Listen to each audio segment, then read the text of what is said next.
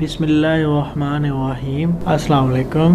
आप सबको real talk TV की तरफ से खुश आमदीद। जी तो नाजरीन, आज की वीडियो में आपको पुलवामा के हमले की असल हकीकत के बारे में आगाह किया जाएगा और बताएंगे कि इस हमले में किसका हाथ था और इसके क्या असरात सामने है।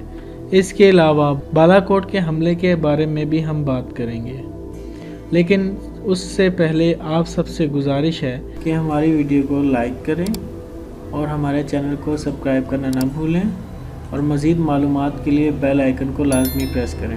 जी तो नाजरीन, सीन कुछ इस तरह है कि 14 फरवरी 2019 में पुलवामा, जो कि जम्मू कश्मीर का हिस्सा है, इसमें एक हमला हुआ जिसमें 40 के करीब भारतीय फौजी हलाक हुए।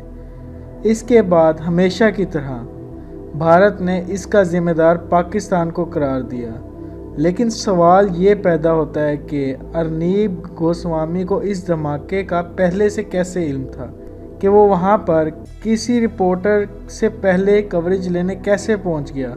इसका मतलब ये हुआ कि उसे कोई आगाह कर रहा है। इसके बाद जब भारत ने अपने तैयारे पाकिस्तान में भेजे, तब भी अर्नीब गोस्वामी को इसके बारे में पहले से इल्म था। अब सवाल ये पैदा होता है कि अर्नीब गोस्वामी है कौन? कोई फ़ौजी है या कोई MN या MPA? नहीं, ये एक एंकर है, और एक एंकर को हुकूमत के इतने निजी बातें कैसे पता चल सकती हैं? ऐसी बातें जो या सिर्फ किसी मुल्क के सदर या फ़ौज को पता होती हैं, एक एंकर तक ये बातें कैसे पहुंची? इसका मतलब ये हुआ कि कोई इसको पहले से ही हर बात बता रहा है। और इसमें एक और बात भी सामने आती है कि 14 फरवरी में भारत में इलेक्शन चल रहे थे और मोदी भी इस में शरीक थे। तो मोदी ने ये हमला करवाकर भारत की हमदर्दियां हासिल करके इलेक्शन जीत लिया, और मोदी ने इस सारे खेल में गोस्वामी को इस्तेमाल किया ताकि मोदी पर कोई किसी किस्म का शक ना कर सके।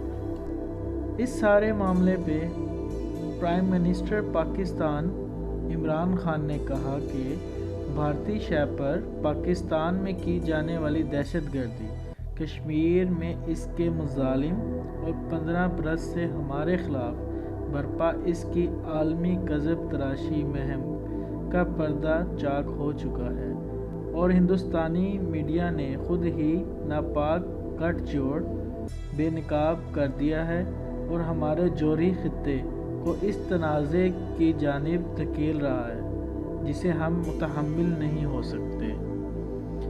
2019 में जनरल असम्बली से खिताब में बताया कि वफाक मोदी सरकार ने बालाकोट बहरान को कैसे अपनी इंतखाबी फतह के लिए इस्तेमाल किया। अब अपनी सियाह कार्रवाइयों के हवाले से मशहूर भारतीय सहाफ़ी की ताज़ा तरीन खिताबत से मोदी सरकार और भारतीय मीडिया के माबैन नापाक गठजोड़ बेनकाब हो गए हैं। इमरान खान के बयान के बाद राहुल गांधी, जो कि भारतीय ओपोजिशन पार्टी से ताल्लुक़ रखते हैं, उन्होंने प्रेस कॉन्फ्रेंस में कहा कि मोदी ने तमाम इंफॉर्मेशन लीक की थी और ये सारी इंफॉर्मेशन पाकिस्तान के साथ लीक हुई और एयर फोर्सेस की जान भी ख़तरे में डाली और माली नुकसान अलहदा करवाया।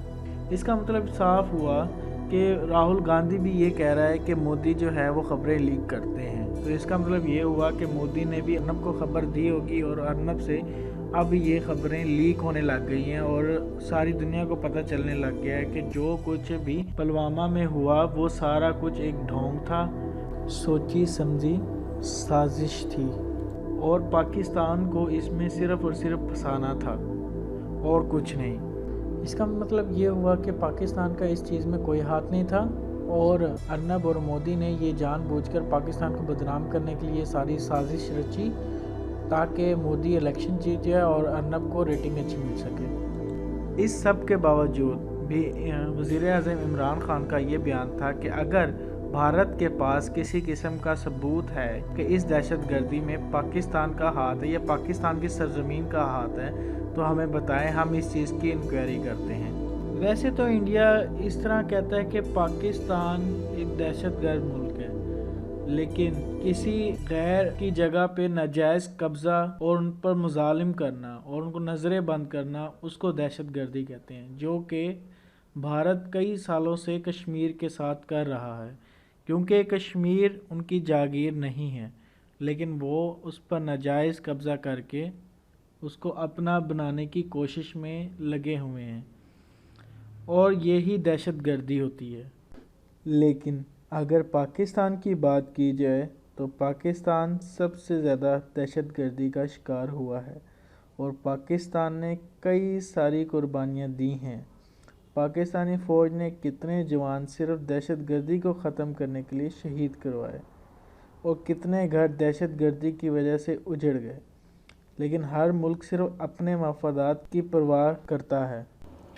अब चूँकि अर्नब गोस्वामी और मोदी सरकार की सारी हकीकत सामने आ गई थी, इसीलिए अदालत ने अर्नब गोस्वामी के खिलाफ FIR दर्ज करके उसको अरेस्ट कर लिया था, लेकिन अभी फ़िलहाल वो बेल पे रिहा कर दिया गया है। लेकिन उसके खिलाफ चार्जेस अभी भी बाकी हैं।